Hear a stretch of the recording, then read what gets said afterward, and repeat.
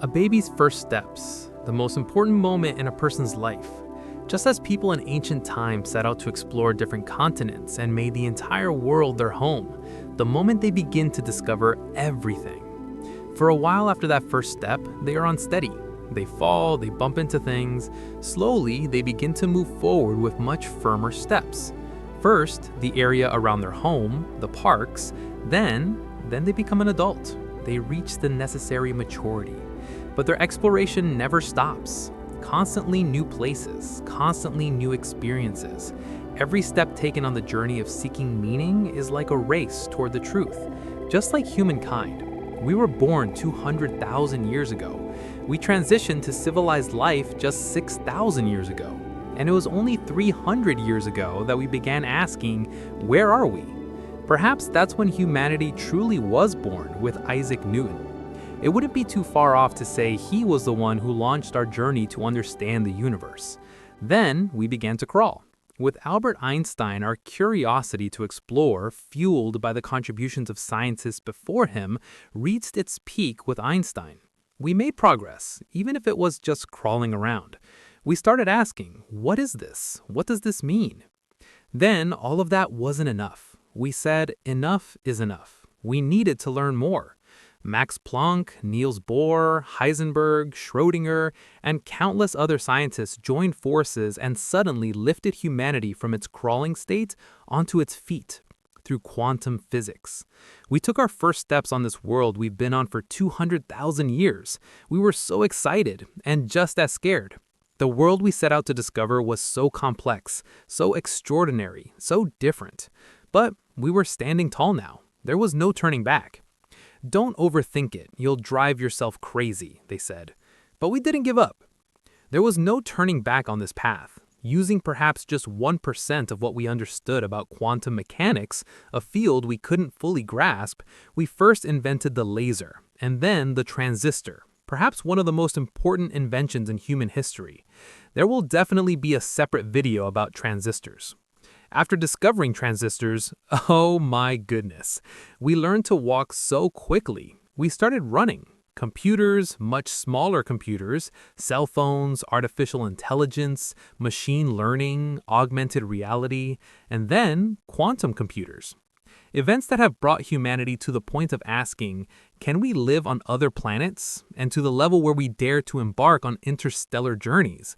All of them, yes, all of them. Thanks to quantum physics. But we still have a very, very long way to go. All these developments are like a baby's first babbling words. Just imagine the possibilities of the future. That's why, let's continue our quantum journey from where we left off. We'll have plenty of time to discuss future possibilities in the future anyway. In the previous video, we left off with Niels Bohr's atomic model. We're still just at the very beginning. We haven't even touched on the strangest topics in quantum physics. We haven't discussed the uncertainty principle, wave-particle duality, or the truly mind-bending quantum entanglement, and everything else. In this video, let's specifically talk about an experiment that will ground the entire quantum theory and make what we discuss afterward either more meaningful or even more baffling. But first, we need to challenge our perception of reality once again. We need to re-examine our perception. Think for a moment about your entire life, your experiences, and your interactions with your surroundings, your personal experiences. When you consider your interactions with your surroundings, objects, and the world, you see that everything is highly predictable. These are highly predictable and explainable experiences. For example, we know what is solid, what is liquid, what is a tangible object, like a rock being a piece of matter, or what creates waves, like liquid or air. Clear. Everything moves according to our predictions and expectations. Take the moon, for instance. It becomes visible when the sky darkens, and we know it's there even if we don't look at it. We're certain of that, aren't we? Now, in the quantum universe, in the world of subatomic particles, it's not like that. I mean, knowing that the moon is there when you're not looking, it's impossible. This analogy, by the way, is Albert Einstein's analogy. It's one of the most important questions he asked in the story of trying to make sense of quantum physics. The question he asked when he heard about the uncertainty principle in quantum physics. He put it exactly like this. So, are you trying to say that the moon isn't there when I'm not looking? Yes, that's exactly what they were trying to say. Of course, what we're talking about here isn't the moon. We're talking about subatomic particles, electrons, photons. You remember Max Planck's revolutionary discovery? We mentioned it in the previous video. He stated that light is carried not as a wave, but in packets, thereby opening the doors to the quantum world. But of course, things wouldn't be that simple, especially when we look at images or animations of atoms, electrons, protons, etc., or when we say electron, a round particle orbiting the atomic nucleus comes to mind. But in reality, atoms, nuclei, electrons don't look like that at all. In fact, unless we measure them or observe them, we wouldn't even know they're there. This is why I want you to think about matter. When we scale down the world we observe under normal conditions, when we look at atoms and electrons, an unpredictable world of probabilities emerges. The most striking evidence of this is the phenomenon we call wave-particle duality. An electron isn't a particle, but it isn't a wave. We observe this through the double slit experiment, one of the most famous experiments in quantum physics. Let me try to explain this seemingly complex experiment and its results using examples in the simplest terms. When we see the results, we're all surprised and say, "No way." Let's start with examples from the world we know. Let's say you have marbles in your hand. Imagine a sign in front of you with a slit in the middle, and behind it, a kind of plate that the marbles hit. Let's throw the marbles one by one through this slit. Some will hit the sign and not pass through, others will pass through and leave a pattern on the plate on the other side, like a single line. When we double the number of slits in the sign, we see two separate lines on the plate across from it. This is what makes sense and what we'd expect. A particle behaves this way. Now, let's perform the same experiment with a pool of water and see how the waves behave. The waves we create in the water by passing through the sign with a single slit form a single wave, and at the point where the wave is strongest on the opposite plate, create a single line pattern, just like the marbles we sent through the single slit. Again, there's nothing unexpected here. However, when we open a second slit, the single wave passing through both slits splits into two distinct waves, and these two waves will interfere with each other on the opposite screen, creating a sort of multi-line pattern. This is a result of waves with different wavelength interfering with each other. There's actually nothing unexpected here either. It's a situation we'd normally observe. But let's press the quantum physics button and step into the quantum world. And let's repeat this experiment there. Now, we said that light is carried in packets we call photons and is essentially a particle. So if we think of photons like marbles and send them through a single slit from a photon gun in this experiment, the result? Great, a predictable result emerges. A single pattern appears on the screen just like the marbles we saw. Photons, like marbles, behave like particles. All right, no problem. Now let's open the second slit, just out of curiosity. We've essentially proven it's a particle. But this is where things get wild. The mind-bending part starts right here, so hold on tight. When we fire photons which we know and have proven are particles at a screen with two slits, we expect to see two distinct line patterns on the opposite screen, just like with marbles. But this is the result. The individual photons we fire, on the other side, they form a pattern exactly like that created by a water wave, a multi-line pattern, also known as an interference or interference pattern. Wait a second, what do you mean? We're reducing the number. We sent too many photons, so we're saying they formed a light wave. We're sending photons at a frequency of 1 photon per second. Hours later, the result? The same.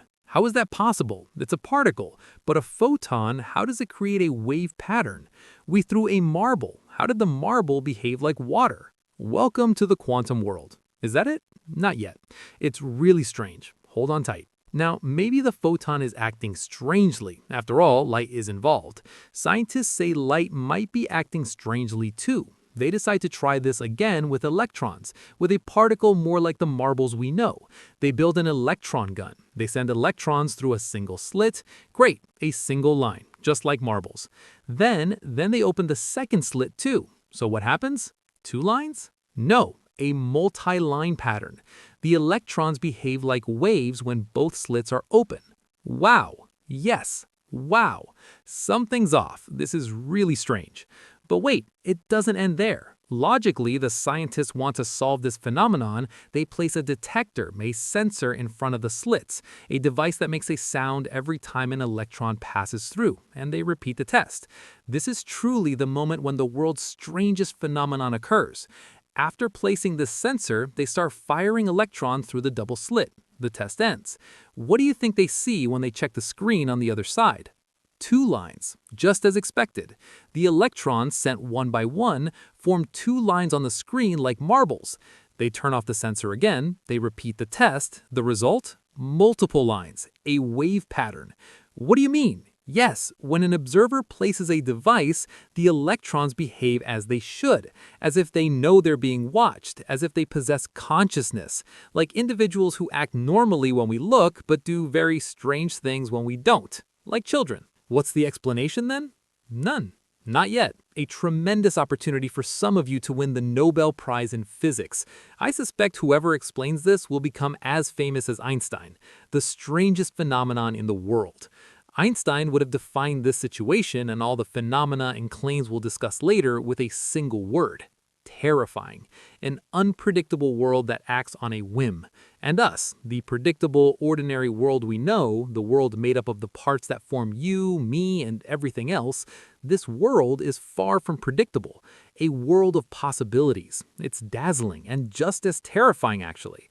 And there's still so much for us to learn. We also have much more to discuss about this universe. As I said at the beginning of the video, humanity is no different than a baby just learning to walk. There are so many things we cannot comprehend. A mountain of unanswered questions. Naturally, every answer gives rise to a new question. And the people searching for these answers, people competing with the mindset of "I'll be the first to find it," waging the most beautiful battle in the world. In my view, this is a battle every person must wage, the battle for meaning. I was very serious when I said you have a chance to win the Nobel Prize in Physics, because this story is our story. There's no responsible party here. There's no "it's not my job." We're no different than any of the scientists we've mentioned. Let Einstein himself tell us, "I'm not a genius, I just have an insatiable curiosity." That's why. All you have to do is be curious and ask questions. The answers will find you. Thank you so much for watching. And as always, until we meet again, it's great to have you here. Best regards.